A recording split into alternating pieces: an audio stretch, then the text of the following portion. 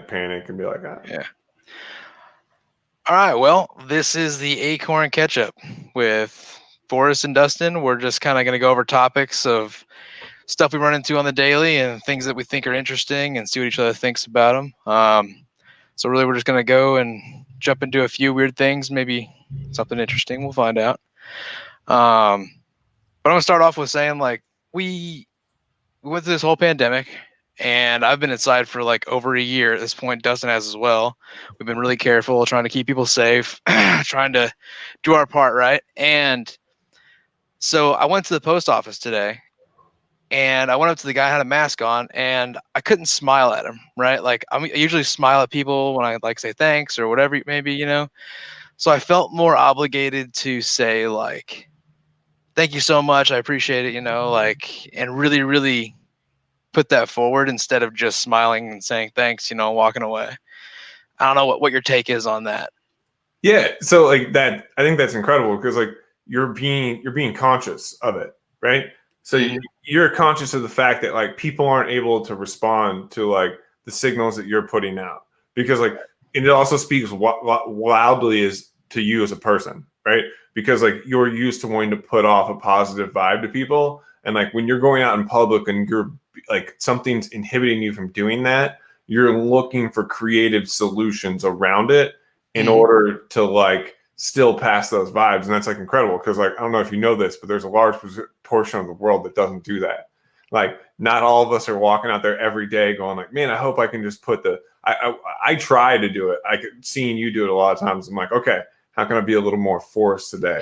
And a little more Forrest, a little less Dustin, a little more yin and yang and everything.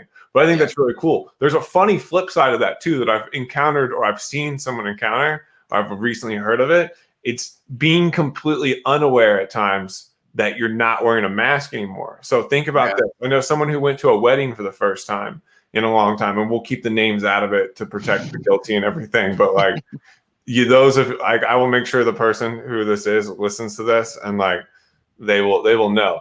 But like, let's imagine that like you were used to wearing a mask all the time, so people couldn't see your facial reactions, and you were using that to your benefit.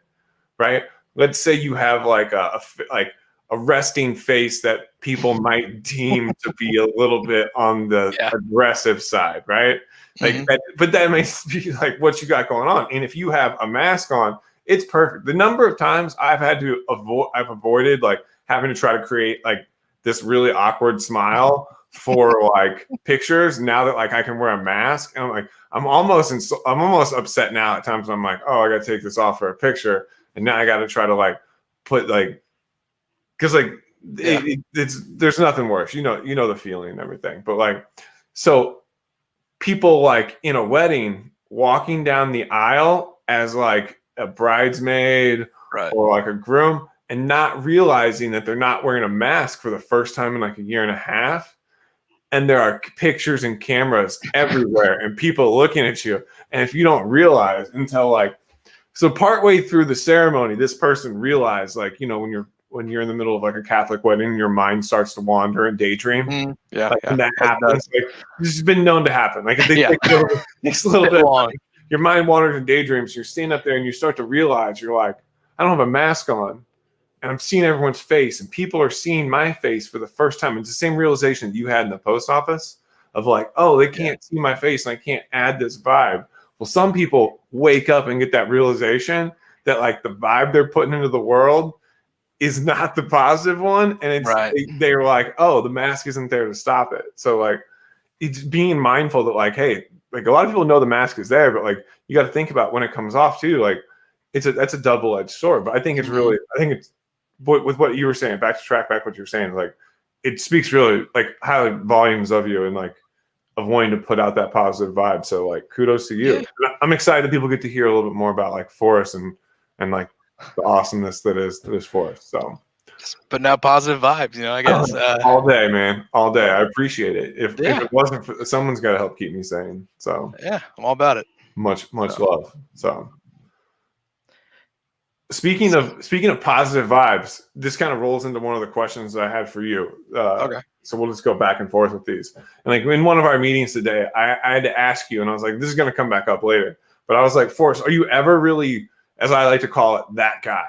Like, I feel like you're like in whatever reference or frame that is, like Forrest just isn't that guy. Like, do you ever find yourself in like a lot of situations where like do you see a lot of other people being that guy instead of you? Yeah, probably a lot of times, I would think. Yeah. Can you give an explanation of like, do you know what I mean by that guy? Yeah. Yeah.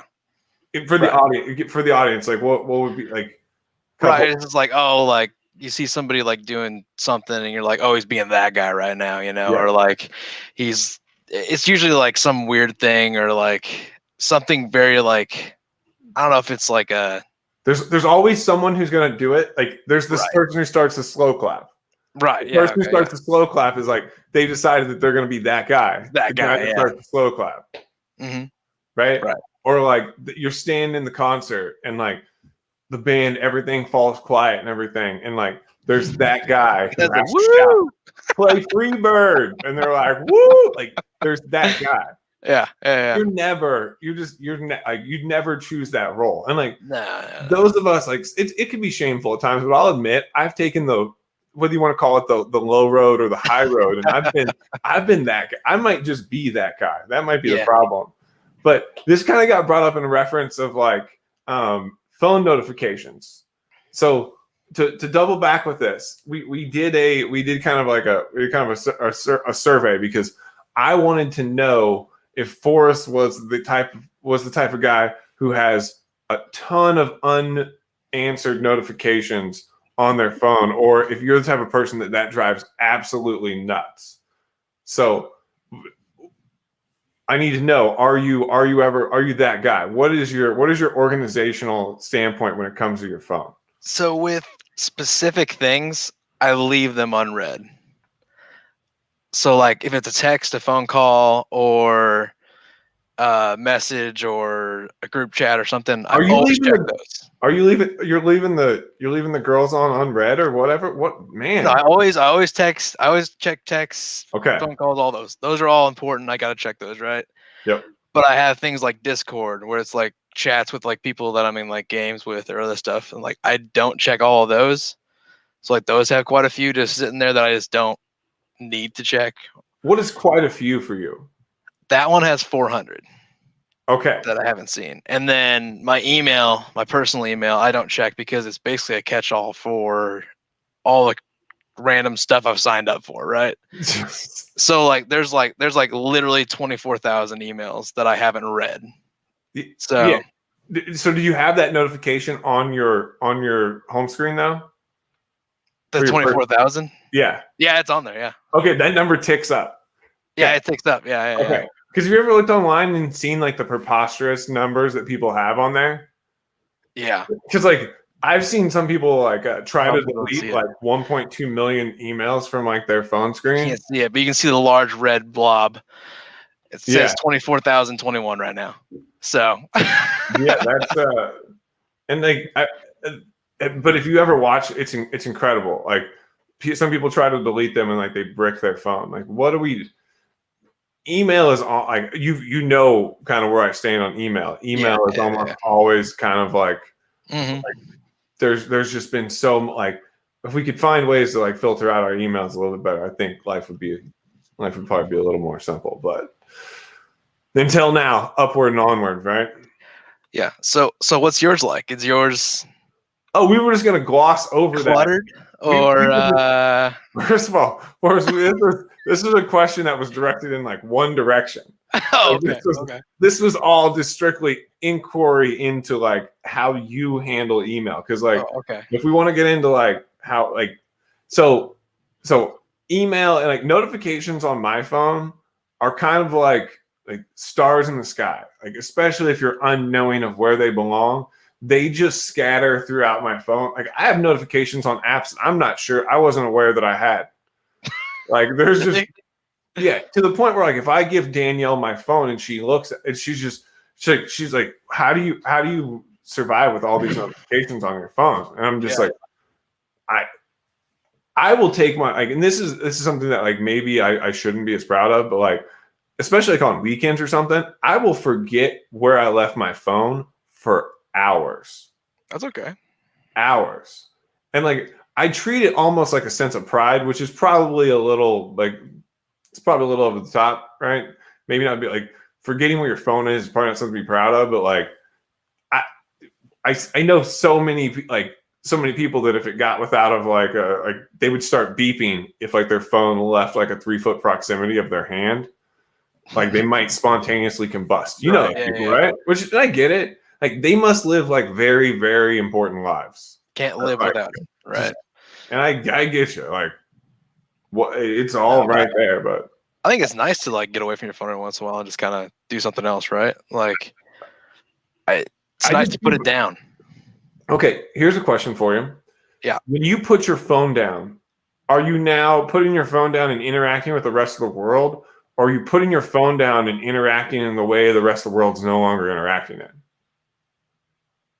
Because I would say almost more of the people that are surrounding you and the world around you are living their life on their phone at almost an equal like there's probably some, right? There's never been a time in history where we had less people living in like the actual world when we had this much population. And like I also think that like almost no matter where I go, I'm almost connected, right? Like I'm either at work using email and chat at work, or I'm on an Xbox in a party talking to people on there, or I'm on my phone talking to people on my phone, interacting on there. So like no matter what, like it's either all that or it's all in real life. Like it's only those options basically, right? Like it used to be just real life, but you know, it's good and bad, right? Like I get to talk to people that live in Pennsylvania and Vermont and New York, and like I couldn't do that before. I'd have to call them and like have this conversation with them. But like now we're so connected, but we're also so connected, right? But double-edged sword. Yeah, sure. It just seems like like we're rarely disconnected from like, and like, so the issue, and I think that may be the wrong term when we say we're never disconnected. Like connected to what? Like we were like, if we don't think that like the people who lived in like the 80s, 70s, 60s, and like forever throughout time were never connected, like those people were definitely connected. It wasn't when we got the internet that we finally became connected, right? But the internet has being connected to the internet has now transcended the term connected. Right. It's a different thing at this point. Yeah, it's completely different. Because like, what did it mean to be connected in like 1955? Right. It'd be more of a community-based like thing. Yeah, connected is the mayor's connected.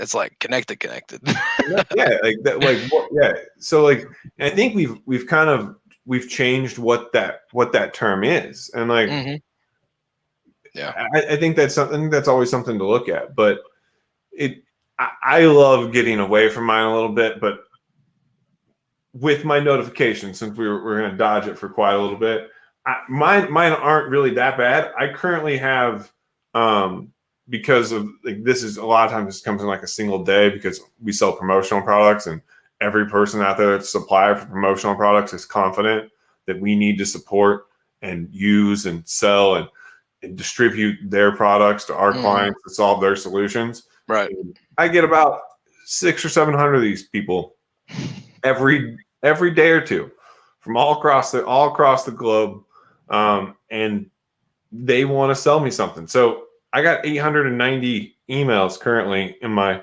Gmail app, which is a far stretch from 24K. I'm just gonna say, yeah. Not, of course, I've been there before, and I'm sure I've had more. And I just disconnected those accounts from my notifications because I have a couple of those, like we would call them like the abyss email accounts, where like dreams and afternoons and documents you need go to die, like those places. You know, right? Emails that you're like, oh, I never use this, but if I forget the password, it's going to ruin my life. Yeah, that email account, like everyone's got that. Like, if you're listening to us or in the chat or something, like if you have that email address, please let us know. And if it's tied to a university or college, hooray that they don't delete your account. By the way, Pitt State, don't delete our Yeah, stuff, don't delete please. our accounts. Please, I love you so much. I need that so much. And like one day when this is all super successful, we'll write you a bunch of checks. But until then, Right. don't turn off our email. Please. Yeah. Please don't turn off our email. Good transition, because my next topic was, what do you think about there being this teacher appreciation week? Because I saw it on Google and immediately had to jump on it with our socials and start doing some fun stuff with it. So I think it's great. Because absolutely. I mean, like Teacher Appreciation Week is wonderful. Our first teacher and our second are they're solid. I would say they're in the running. I think we'll have a couple more teachers that might relate to others that we know in the teacher world. Yeah. So, but those are definitely coming. And like, if there's ever I'll tell you what, if Teacher Week was ever going to get some hype in its time frame, right? I think 2021 Teacher Week, like we did at home education for 2020, and I think like if there's ever a year that we're going to make sure that like we really appreciate teachers, 2021 might be the start of something great. Mm-hmm. Right? Yeah. I think some people learned the value a lot this year. So right. I mean, having to teach your kids yourselves and like having to do lesson plans with them and stuff, that's got to be super difficult to do, right? On top of the rest of your life you have to do. So yeah.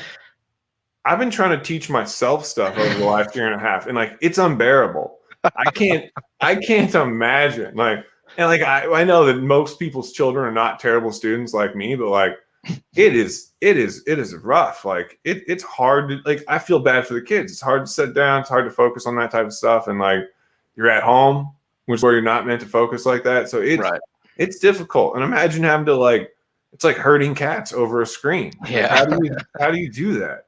Like you understand a little bit. You understand the pain because like you have to like try to help herd me over these calls and stuff, but not everyone's like prepared for that. They haven't been training for that for years now. So right.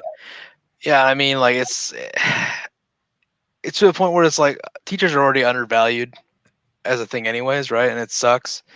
Underpaid and all these they're providing all these great things for their students and time and effort, and it just sucks. But like I think more and more appreciation and more spotlight is only going to help them. I think it's definitely. I think this will also be the time whenever because there's and I've been guilty of it too. There's always been this thing in in like our modern society, especially in our education system, where like if you want to be a teacher, like being a martyr is almost a part of a requirement. Right. It's a pre-existing condition. Like you're gonna give up like some of the best like career money earning potential time of your life in order to do something that's going to serve like others and something that you love and you have a passion for. Like, what if we could just make that not a requirement to educate children? Like, what if you didn't have to just be the most self-sacrificing person ever? Because I'll tell you what, I learn a lot of stuff from people who we pay money to learn stuff from. They have a lot of motivation to make sure that we succeed. And it don't just I love when people help other people out of the kindness of their hearts, but like if they help other people, let's give them to help other people. Like that, let's do it. If we're gonna do a thing, let's do a thing, right? Right. Yeah,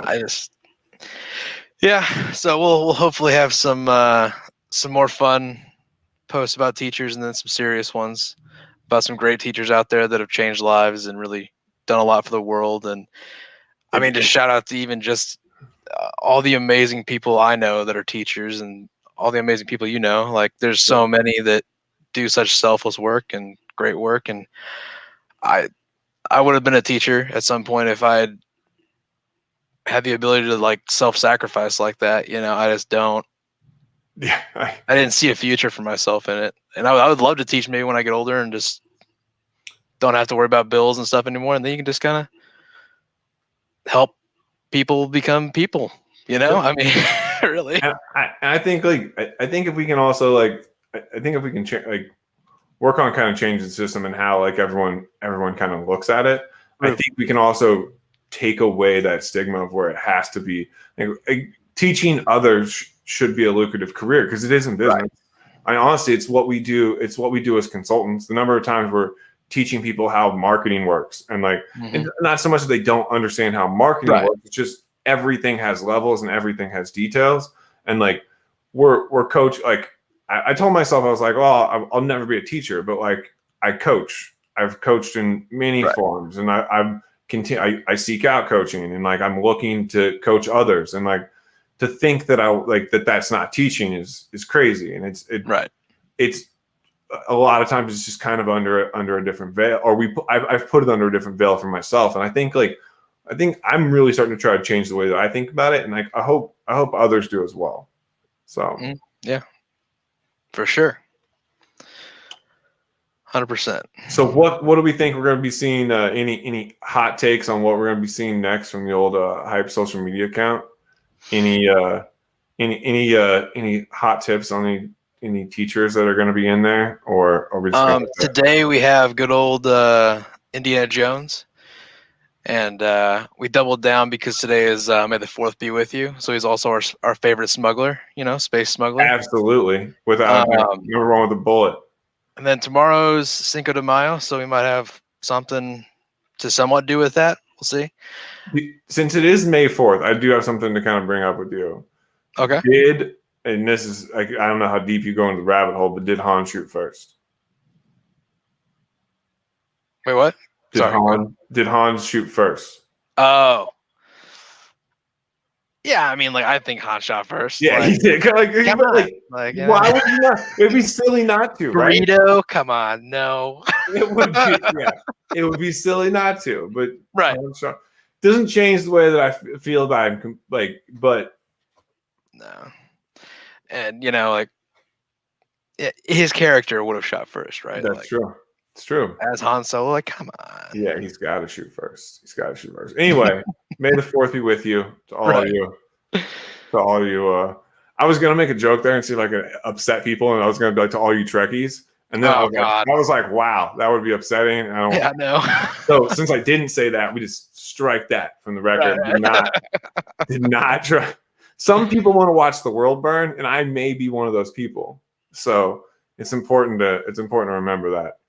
Whenever some of these things come out, it's like, I know the difference between if you feel free to, if you're typing in the comments or anything, the difference between Star Trek and like Star Wars, keep typing. It's gonna be great. Just make sure you use proper pronunciation. So when we see it, we can laugh because it'll be a good time.